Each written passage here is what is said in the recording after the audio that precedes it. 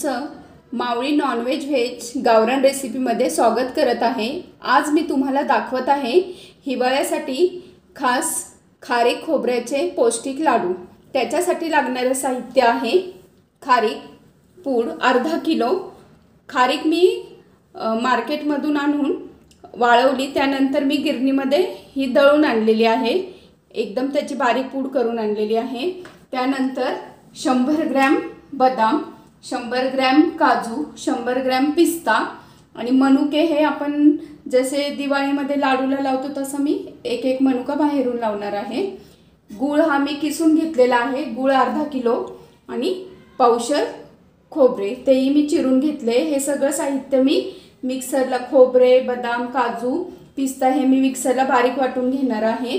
गूळ तुम्ही थोडासा कमी घेतला तरी चालू शकतो, पण मी अर्धा किलो खारीक आणि बाकीच्या साहित्याच्या हिशोबाने मी अर्धा किलो गूळ घेतलेला आहे। चला तर आपण पुढच्या कृतीला सुरुवात करूया। आणि त्याच्यासाठी लागणारं आणखीन एक साहित्य म्हणजे साजूक तूप। साजूक तूप हे घरचं आहे, तुम्ही कुठलंही तूप वापरलं तरी चालेल। साधारणतः हे मी 150 ग्रॅम साजूक तूप घेतलेलं आहे। आता एक एक साहित्य मी मिक्सरमध्ये टाकून बारीक करून घेत आहे।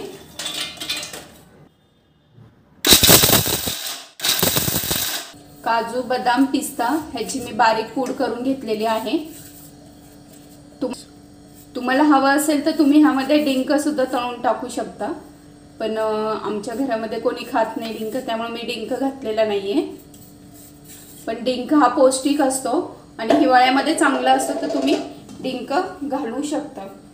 आता आपण खोबरे मिक्सरला बारीक करून घेत आहे। खोबरं आता आपलं बारीक करून झालेलं आहे। त्यामध्ये आपण ही बदाम, पिस्ता, काजू ह्याची बारीक केलेली पूड टाकूया। तुम्ही हे थोडंसं मोठं ठेवलं तरी चालू शकतं किंवा एकदम बारीक केलं तरीही चालू शकतं।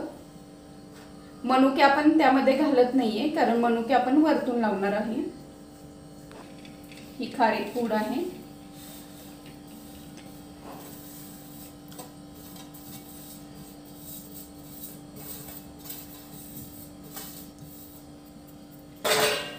गूळ थोडा मी जास्त घेतलेला आहे, कारण गूळ हा आरोग्यासाठी चांगला असतो, लोह असतो गुळामध्ये, त्यामुळे गूळ थोडासा जास्त घेतलेला आहे। तुपाचं प्रमाण थोडंसं कमी ठेवलेलं आहे। गूळ हा तुम्ही काळा गूळ वापरायचा, म्हणजे तो पौष्टिक असतो। आता हे सगळं साहित्य मी एकत्र करत आहे।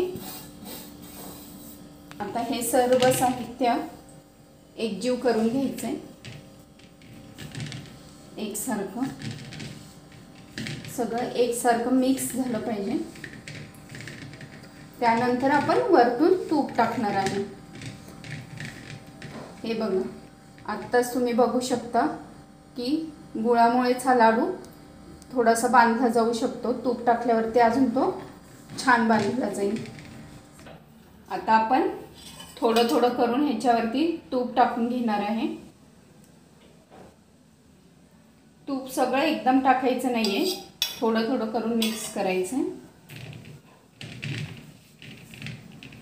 आता आपण बघू शकता तुपामुळे ह्याला थोडासा ओलसरपणा आलेला आहे आणि आता आपले लाडू छान बांधले जाऊ शकतात। आता आपण हा लाडू बांधून घेऊया। हे बघा, हा लाडू छान बांधला जात आहे। तुम्हाला हवा असेल तर मनुका तुम्ही आतमध्ये टाकू शकता किंवा तुम्ही वरतूनही लावू शकता।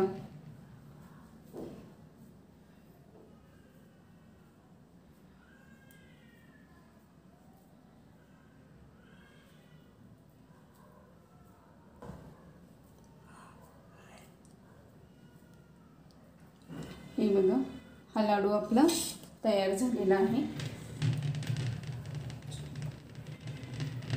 आता अशा पद्धतीने मी तुम्हाला बाकीचे लाडूही बांधून दाखवत आहे। तयार झालेत आपले पौष्टिक हिवाळ्यातील लाडू।